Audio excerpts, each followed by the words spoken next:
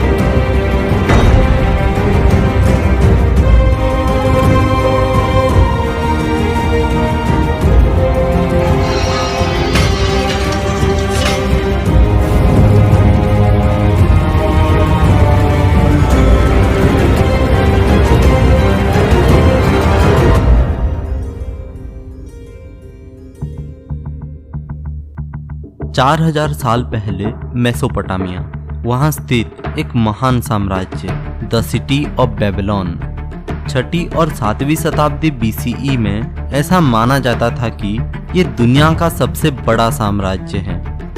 British museum से एक archaeologist के टीम ने इस साम्राज्य को फिर से जिंदा किया। वहां की खुदाई से उन्हें हजारों मिट्टी के प्लेट्स मिले जिसमें प्राचीन भाषा में बहुत कुछ लिखा मिला।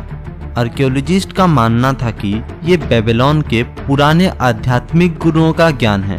इन सब पर रिसर्च जारी रख इनकी स्टडी करने से हमें बेबीलोन के पुराने सभ्यता के बारे में बहुत सी अनोखी बातें जानने को मिली। इनमें से 2 कैटलॉग सबसे अनोखे थे जिन्हें कहा गया द बेबीलोनियन स्टार कैटलॉग। इनके अंदर बहुत ही अद्भुत ज्ञान का भंडार था। दूर अंतरिक्ष के तारों की जानकारी, उनके बीच का डिस्टेंस जो कि पूरी तरह सटीक थे, अंतरिक्ष को लेकर और भी कई सारे बातें इनमें लिखी हुई थी, और वो भी उनके सटीक मैथमेटिकल इक्वेशंस के साथ। इतने पुराने सिविलाइजेशन के पास इतना आधुनिक ज्ञान होना बेहद अजीब बात है। ये सब जानकारियाँ उन्हें आखिर कैसे प्राप्त हुई? बेबीलोन सभ्यता के लोग बहुत ही रिलीजियस थे। और उनके रिलीजन के हिसाब से वो विश्वास करते थे ऐसे देवी देवताओं पर जो थे ऐसे प्लैनेट से जो कि दूर किसी अलग स्टार कॉन्स्टेलेशन में है। तो क्या ऐसा हो सकता है कि ये ज्ञान उन्हें उन्हीं एक्स्ट्राटेरेस्ट्रियल जीवों से मिला हो जिन्हें वो भगवान मानते थे? बेबीलोन के पुराने ज्ञान के मुताबिक उनके भगवान दूर अंतरिक्ष के ओरायन कॉन्स्टेलेशन से आए थे और ओरायन कॉन्स्टेलेशन से ऐसी जो छवि बनती है उसे वो लोग स्वर्ग का वफादार चरवाहा कहते थे। और जब बात आती है ओरायन की तो इसका सीधा संबंध हमें पिरामिड्स की ओर ले जाता है। पिरामिड से जुड़ी एक थ्योरी है जिसका नाम है ओरायन कोरिलेशन थ्योरी। अगर आप रात के समय पिरामिड्स को देखोगे तो आप देखोगे कि वो आसमान की कॉन्स्टेलेशन ओरायन के साथ परफेक्टली अलाइन करता है। ओरायन के 3 मुख्य तारे पिरामिड्स के साथ परफेक्टली अलाइंड पोजीशन में होते हैं। लेकिन पिरामिड से जुड़े रहस्य सिर्फ यहाँ खत्म नहीं होते। इजिप्ट के इन पिरामिड्स को स्टडी करने पर ऐसे ऐसे चीजें आंखों के सामने आते हैं जो अत्यंत ही रहस्यमयी होते हैं। अगर आप इस पूरी दुनिया की मैप की सेंटर निकालो तो ये वही जगह होगा जहाँ पिरामिड है। इस पिरामिड का सेंटर नॉर्थ पोल के साथ एक्यूरेट अलाइनमेंट में है। धरती के टेक्टोनिक प्लेट्स के मूव करने के चलते लैंडमास की पोजीशन चेंज होने के कारण बस थोड़ा सा ही डिफरेंस आता है। पिरामिड्स को जिन पत्थरों से बनाया गया है वैसे पत्थर पूरी दुनिया में और कहीं नहीं मिलते। पहले उन्हें लाइमस्टोन समझा जाता था मगर ये कुछ और ही है। इजिप्ट एक गर्म इलाका है मगर पिरामिड्स के बाहर टेम्परेचर चाहे कितना भी हो अंदर का टेम्परेचर 20 डिग्री सेल्सियस ही रहता है जो कि धरती का सबसे कंफर्टेबल टेम्परेचर है। द ग्रेट पिरामिड के लोकेशन के हिसाब से उसकी कोऑर्डिनेट है इतनी। इस कोऑर्डिनेट का नंबर सीक्वेंस लाइट के स्पीड के साथ एग्जैक्टली सेम है।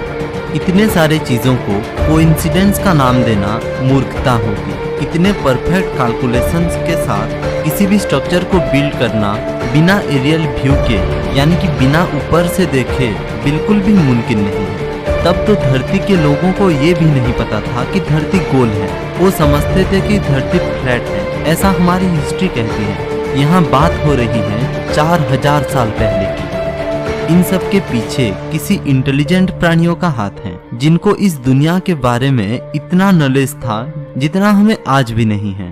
कुछ लोगों का तो ये भी मानना है कि इन पिरामिड्स को अकेले एलियंस ने ही बनाया था और इसमें इंसानों का कोई हाथ नहीं है। हमें पढ़ाए गए हिस्ट्री के हिसाब से पिरामिड्स उस समय के राजा रानियों को दफनाने के लिए बनाया गया था। राजा रानियों के मृत शरीर को ममी बनाकर पिरामिड्स के अंदर रखा जाता था। लेकिन आश्चर्य की बात यह है कि आज तक एक भी ममी का बॉडी पिरामिड्स के अंदर से नहीं मिला है। तो ये तो साफ है कि पिरामिड्स इसके लिए नहीं बनाया गया था। ज्यादातर विचारक ये मानते हैं कि ये किसी एलियन पर्पस के लिए ही बनाया गया था। लेकिन अब भी इस पिरामिड के संबंधित सबसे बड़े रहस्य का खुलना अभी बाकी था। जो पार नाम के इस साइंटिस्ट ने पिरामिड के चोटी पर कुछ एक्सपेरिमेंट्स किए।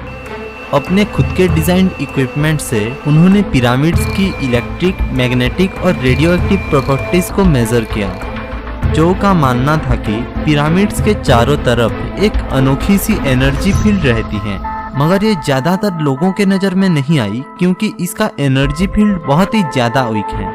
तो उन्होंने पिरामिड की इस एनर्जी को आर्टिफिशियली लेबोरेटरी में बनाने की सोची जिससे कि वो उस पर अध्ययन कर सकें।